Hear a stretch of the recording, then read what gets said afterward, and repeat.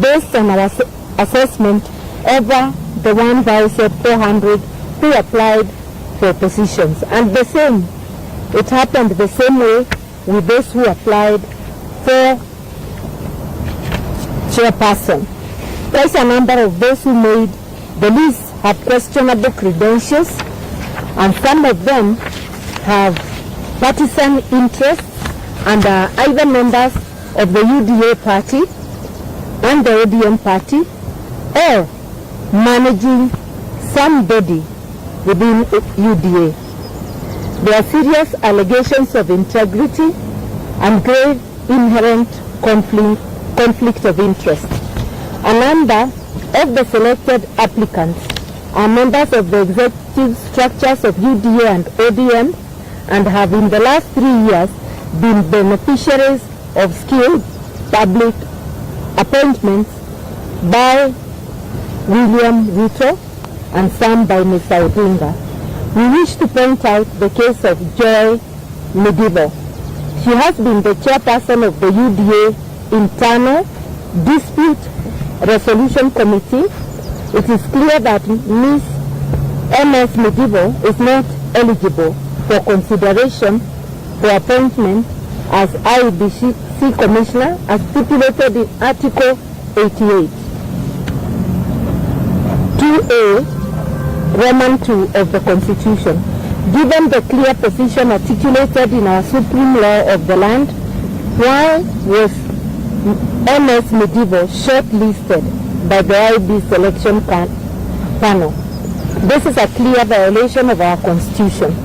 More so, this is a great betrayal to young Kenyans who sacrificed their lives on June 25, 2024 in order to have a credible and independent commission, among other things. The cry of the Gen Z was transparency and accountability. Given the clear, Mr. Ruto's personal advocate is also set for an interview as a possible commissioner. We ask, how can a person bound by the principle of client confidentiality be expected to discharge his constitutional duty free of actual or perceived conflict of interest? Would he be non-partisan if he is recommended for the position? It is seemingly becoming plausible that the review of the original list was designed to accommodate the interests of the top members of government. Worse, there are growing concerns about the National Intelligence Service, which has recently been accused of abductions, torture of civilian disappearances, and other human rights crimes and illegalities. We challenge the IEBC selection panel to categorically explain how Ms. Medivo and Karua were shortlisted and the role, if any, of the NIS in the selection process. We also urge the panel, I want to add there, and anybody else who has conflict of interest, because there may be others whom we don't know and the public knows. We also urge the panel not to take part in any partisan actions that may pose an existential threat to the well-being of the people of Kenya by undermining electoral justice. And you know, electoral injustice has been a great problem in this country. The panel should only nominate persons who are beyond reproach and will carry out their functions in accordance with the Constitution of Kenya. We further demand that the principle of consultation and concurrence be implemented before the final appointment of the commissioners. Between Mr. Ruto and Mr. Odinga on one side and the opposition, which reflects the country's current reality. In other words, what we are saying is this: let there be consultations on one hand with Kenya Kwanza and its allies, and it's obvious ODM is an ally of Kenya Kwanza, and the opposition, which clearly because the opposition touted in NADCO report for concurrence was the opposition in Parliament. In Parliament, the second largest party after ODM, which has now gone to government, is Wiper Party, led by my brother Kalonzo Musyoka. There is also the DAPK Party and Jubilee, the wing led by Uhuru Kenyatta.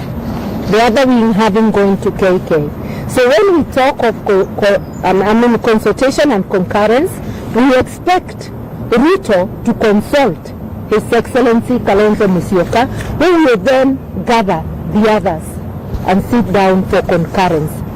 Any appointment of the chairperson or commissioners without reverting to the opposition is totally unacceptable, and we will take whatever action is available to us, legal and political.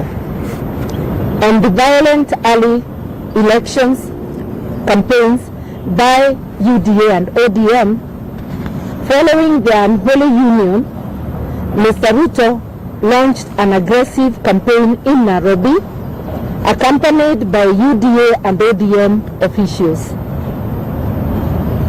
The disruptive early campaign featured marauding gangs who went on robbing and mugging sprees against unsuspecting Kenyans going about their everyday life under police protection.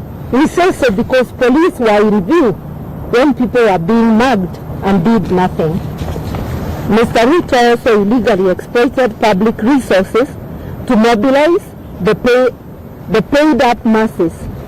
The phony display of support failed miserably, and the preposterous fake promises of creating and distributing millions of free chapatis to Kenyans did not quell the people's rage against this discredited and rogue leadership. It begs the question that many are asking across the country: how desperate and to what new laws will this rogue regime sink to? As the Ruto regime prepares to invade Mount Kenya, they are already there. We've been hearing them on the radio. A region with their misguided, Mount Kenya region with their misguided brand of politics, ya tutatenga tutaleta, and I heard him repeating the same words.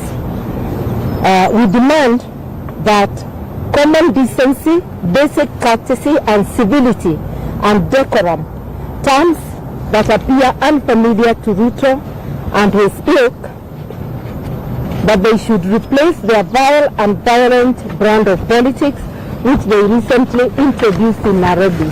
We are cautioning him. Do not take thugs to the people of Mount Kenya and to any people in this great country of ours. Go to the people if you believe they have given you mandate and your mandate is still current. Go to them without having to mobilize thugs, without having to mass people to go and clap for you in a place they don't belong to. Finally, we call on citizens of Mount Kenya region to remain peaceful and patient and not to be goaded by the bad, insightful and hateful behavior of this discredited regime. We also have an issue with the Nairobi County government, which has recently declared Nairobi River Corridor with its demographic implications. We express our strong reservations on the declaration by the Nairobi City County on March 6, 2025, that proclaimed the Nairobi River Corridor as a special planning area, SPA. This will affect private properties to which people have titles. It will affect properties from Naivasha Road to Ruai, including along the tributaries of Nairobi River. We remind the Nairobi City County government that conversion of private property into public land is a function of the Nairobi of the National Land Commission, NLC. It is